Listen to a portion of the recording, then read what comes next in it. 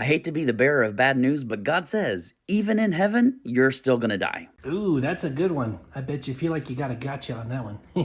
When we think of heaven, we imagine eternity. No death, no loss, no grief. But in one of the Bible's clearest pictures of the new heaven and the new earth, God says something very different. In Isaiah 65, God says, "For I am about to create new heavens and a new earth. The former things shall not be remembered or come to mind.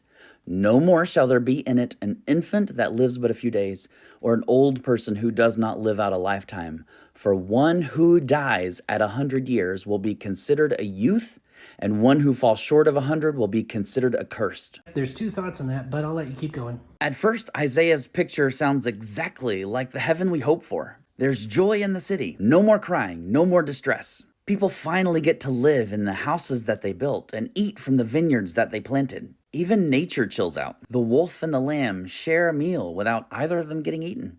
Does sound pretty cool. It's beautiful. It's hopeful. It's the kind of vision that makes you want to sign up immediately. But right in the middle of the vision comes a strange detail nobody expects. People still die. Well, not exactly. They live to an immense age. A 100-year-old is still considered a kid. But eternal life? That is not included. Now, I know what you're thinking. No, you don't.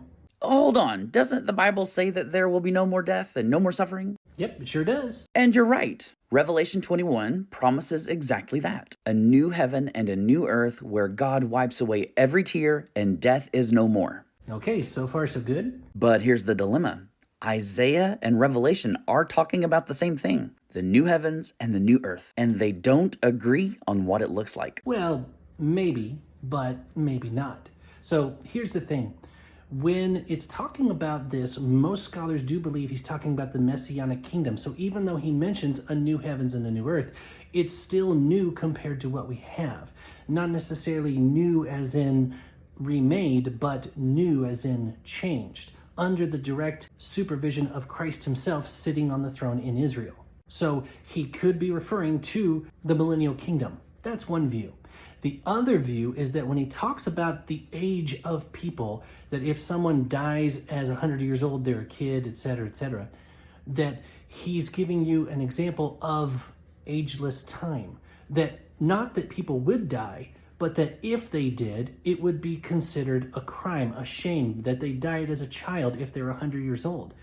But he also understands this is physical.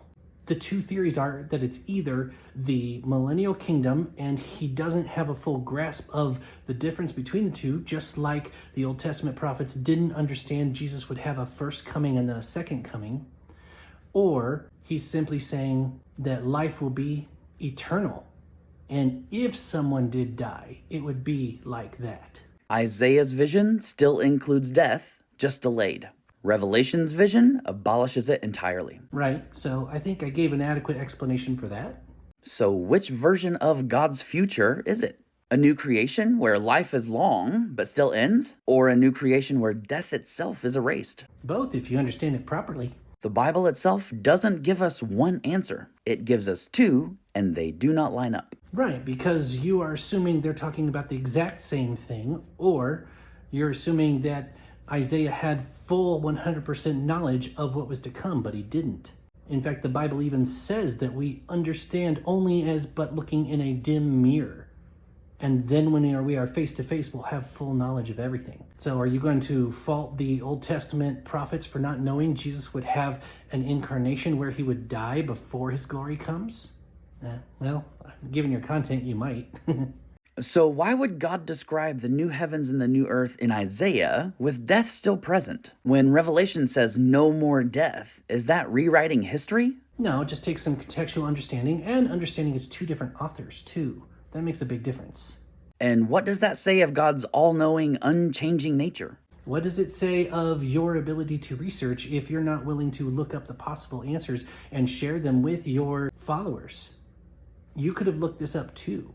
What do we lose when we collapse these two different visions into one tidy picture? Maybe they're not supposed to be one tiny picture. And if the Bible itself can't agree on whether or not heaven has death, what does that mean for our doctrines built on what the Bible clearly teaches? The Bible does teach some things, many things clearly, but other things not so clear. As I said, Paul says we look in but a mirror dimly.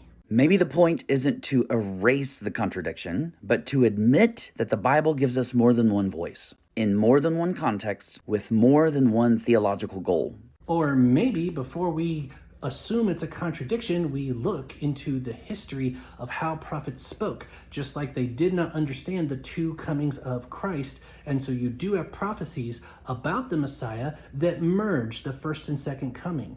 And this could simply be that, where he's merging the millennial kingdom with the new heavens and the new earth, because one does lead into the other. Maybe you should go read that passage of Revelation again to see that one does lead into the other. And then to figure out why each author gave us competing visions. They didn't.